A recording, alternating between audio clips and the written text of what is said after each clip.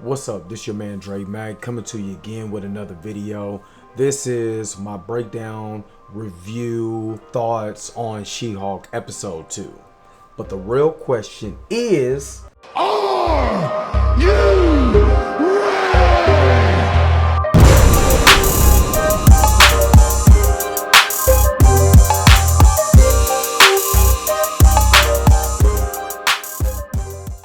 Alright, so here I'm gonna let you know, spoiler warning. Before in episode 1 I did a non-spoiler review. Honestly, because I'm working so much, I don't even have that time for that. So to all the people that's following me, you know what it is. Make sure to hit that like button and subscribe or whatever. Make sure you comment. But this is going to be spoiler territory, so I'm telling you now, spoiler warning. If you don't want to be spoiled, leave now.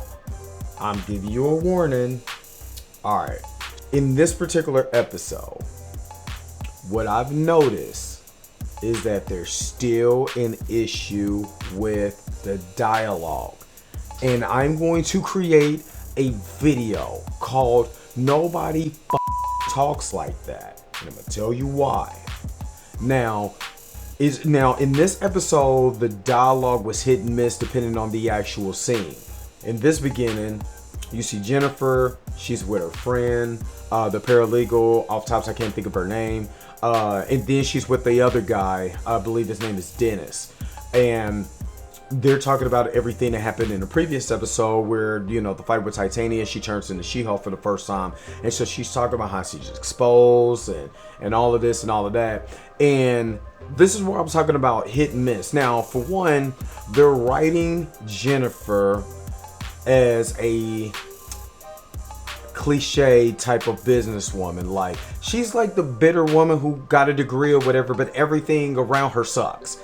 She's bitter about everything, and it doesn't make any sense because, you know, for one, the writing in the last episode wasn't that good because the way they portrayed the characters, they did not portray the character as human beings. They portrayed the character as cliches or whatever you want to call it. So again, that was a problem. Here we go one more time. They're building Jennifer up like, you know, oh, his life is so hard that I'm a woman and men are bad and this and the other and my life is horrible. And even if I don't want to become an Avenger because look what they go through, they're spoiled, they're this, they're that. It's all this negative. Like the vibe, your vibe is completely horrible, Jennifer. Your vibe sucks. No, I don't even see why anybody wants to hang with you when all you do is complain. And the average businesswoman is not sitting here complaining about how everything's is this. And now that she became She-Hulk and she's getting a little popular, you know, she's complaining about that. Well, I didn't want to do it then, and this and the other, and look at all of this, and look at all of that. It's like, okay, who are you? Like, it's the writing, and they're writing her to a way where it's not even fun. It's not even engaging. It's not, it's just starting to turn me off. And she's becoming more and more. And I know the way that they wrote her. I'm going to tell you, if you listen to the way that she talks, especially when she started doing the fourth wall breaking and stuff like that, they're trying to pin her as far as the writing like Deadpool. The problem is, Deadpool is supposed to annoy the hell out of you. That's his whole bit. His whole bit in the comics is to literally drive you freaking bananas. And if you don't believe me, go read Deadpool versus Thanos. He annoyed the hell out of Thanos during the whole little, mini series on Deadpool versus Thanos. So when you have someone like Jennifer, even though she breaks the fourth wall, she is not like Deadpool. She's actually fun, actually concerning. She has her own identity problems that she's go through by being Jen and She-Hulk. Maybe she hates herself, and that's the reason why she's complaining about everything. But hell, we haven't even got there yet because I'm not invested in this character because they wrote her so horribly. They wrote her like everything in the world is just, I just want to be a career woman and all these men are bad. And oh my God, nobody wants to hear that shit. who gives a shit after a while? Because you're not convincing us with the writing. Why should I even care about this person? Now you could say, oh, you're just being misogynistic and you don't understand women's problems. No, that's not it. Write her as a real human being and not as a character. There's a difference. When you look at some of these Marvel shows, you look at the way that they wrote the shows, I'm gonna give you one example. Matter of fact, let's do this. Okay, so in Captain America, the First Avenger, they wrote skinny Steve Rogers in a way that you actually feel for the guy. I'm gonna give you one scene that actually makes the most sense, and I'm gonna compare it to the other scene from the previous episode of She-Hulk. So in Captain America First Avenger, there is a scene where he is in the movie theater and the guy is being obnoxious, and we've all seen this scene. And eventually Steve's like, hey dude, just shut up, man. We're all trying to enjoy the cartoon. And the guy starts to get up and come on little guy, and beats the crap out of him. But he still stands up to him because his moral ground is to not let somebody bully him even if he gets his ass whooped. This is the thing with She-Hulk. In that scene I was talking about last week, when the guy was over there approaching her, what makes that scene wrong is that that's not a realistic situation. Nobody talks like that. Nobody comes up to a woman and then all of a sudden you got literally instantly turn into three Pepe Le Pew R words, because I didn't have some copyright claims and some other stuff, so I'm not gonna say the word, but you know what I mean. So what makes that scene bad and the writing bad, instead of her being upset that people were talking to her, because now she's looking like, what are these guys talking to me for? First of all, why isn't the way that I would have wrote it to make it make sense is that she came out of first of all, she came from the woods from being She-Hulk. You just turned into She-Hulk for the first time. Why aren't you more concerned? Like, how the hell did I get in the woods? What is going on? How did I turn into a green rage monster? Well, I am distraught. You just had a car wreck where the spaceship came in front of your car. That would have freaked me out because I've never seen a spaceship before. And we all know about the battle in New York, but if she lives on the West Coast, she has no idea what a spaceship looks like because none of those problems came over to the West Coast. It was on the East Coast in New York. So a spaceship comes in front of your car. You get into a car accident. You turn into She-Hulk. Why aren't you writing this woman to be distraught? Like, what the hell is going on? What happened? You're way entirely too calm about ladies putting no makeup on your face and all of this other stuff. And then you get mad at the guy. Why aren't you distraught about what the hell is going on? What happened to me? How did I end up in the woods? You could have made it where a guy is trying to holler at her and you like, hey, look, I got a lot on my mind. There's other things is going to. Maybe he gets a little more persistent because they're like, hey, I'm just trying to get to know you or whatever. Then she freaks out because she's distraught because what the hell happened to me? This is what I'm talking about with the writing in episode 2. You got this guy and you're writing him like the worst human being on the face of the planet, and nobody talks like that. That's the problem. That's literally the problem. I know what type of commentary you're getting, and you're starting to turn me off. Because you're not writing the characters like human beings. You're writing this like sitcom characters with stories and scenarios to push a narrative. And I'm telling you, I'm giving this show a chance because Marvel has hit home runs. Falcon and the Winter Soldier was excellent. Miss Marvel, and people talk about you're misogynistic, and if you don't like this show, and you don't like women. I love Miss Marvel, so what's the deal? I love Black Widow, so what's the deal?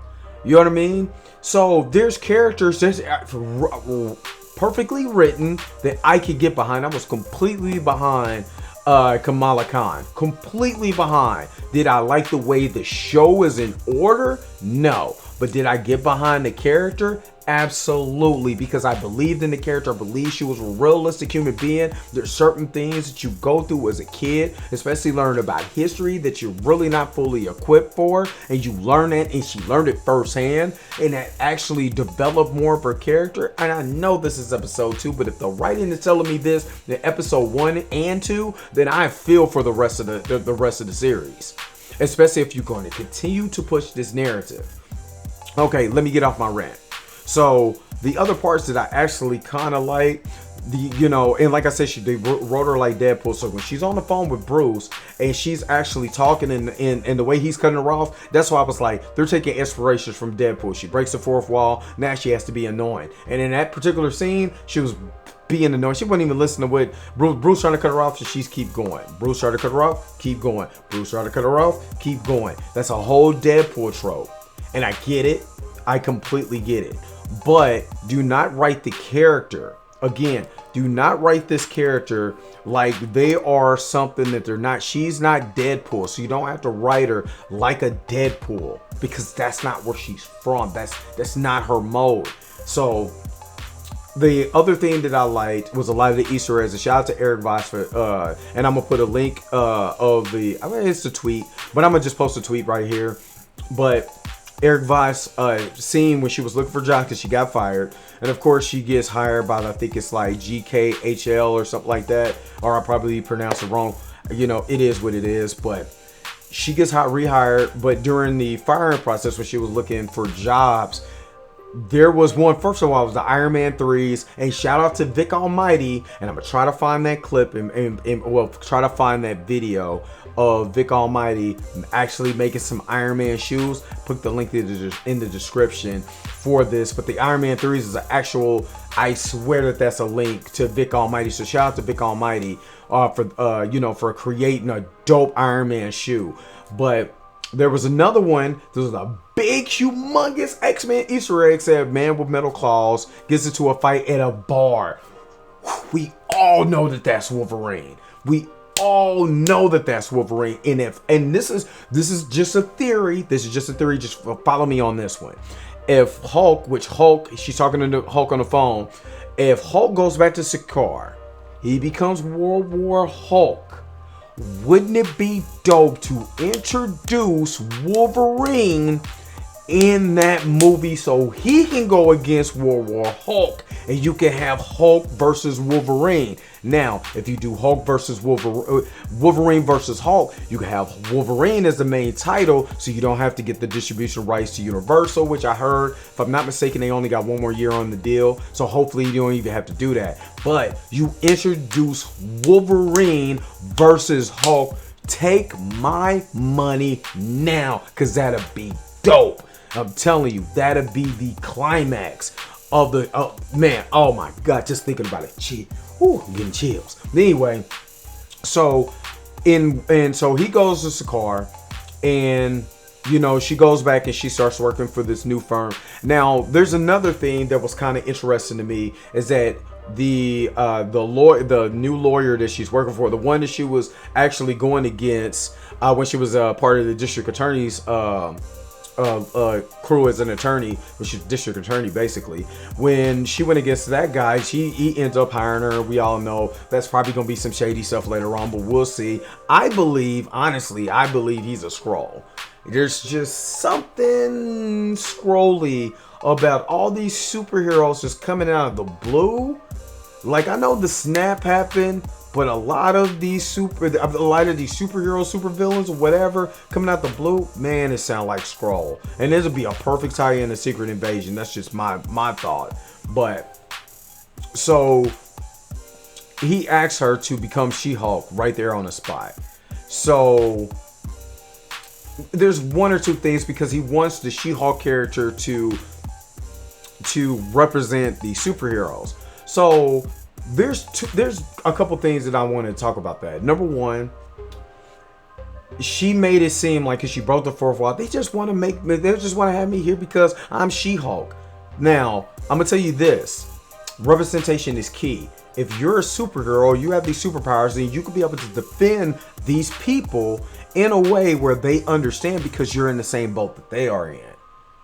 Or you get what I'm saying? So if you're in the same boat that they're in and you're dealing with certain things, you could be able to relate. There's no difference in you having someone that's hired this, if you, the main thing we talk about is more black cops in black neighborhoods patrolling the streets in black neighborhoods, because you see somebody like you and you understand what's going on. You still got to take care of the law, but you understand what's going on in that community, and you understand, the plight of it, so you're not so triggered on certain things. You got a job to do, yes, but you don't have to be so gung-ho because you're not from that area, so you don't really relate, and you really want people to relate. But in plain Jennifer fashion, because of the writing, she's complaining like, geez, does anything make you happy? Like, oh my God, dude, does anything make you happy? So we get to a point where she meets Emil Blonsky, and Emil, now this is funny. I love this. Nobody talked about this, but when Bruce actually said, that was a long time ago, I was a completely different person, literally, because she's talking about taking on the case for Emil Blonsky, and she wanted Bruce's help, even though she didn't let him talk until the end. But that line took me, because that is what I'm talking about. When you have a character that's been recast, and he turns around and he makes a joke about it. I'm literally a totally different person. Literally, I'm totally different. You know what I mean? That's perfect commentary. That's perfect time. Now that's when the writing is good. When you're trying to push this narrative, is writing bad. Writing bad, pushing narrative. Writing good when you're letting people just joke and be natural and be funny. So when she's talking to Emil and stuff like that, and he's saying that he got 7 people on the outside through basically the jail pen pal thing, and he's just trying to get out. He's trying to live his life, but he said something interesting. He became what John Walker was. And I never thought about this until I look back and I'm like, okay, he was hired by the United States government to take down a threat, which he says he got shot up with the super soldier serum. The super soldier serum actually started changing him a little bit. He became more enhanced of what he was, just like John Walker was. And then he got some of that sweet, banner blood from the guy who was going to become the legend, not the leader. I'm sorry. So when he became that, he became way more than what he was. So, and he was like, I should want the one to be Captain America. But no, I got sent to jail while Bruce is touted as a hero. And we forgot, you remember, he tore down Lagos. You know what I mean?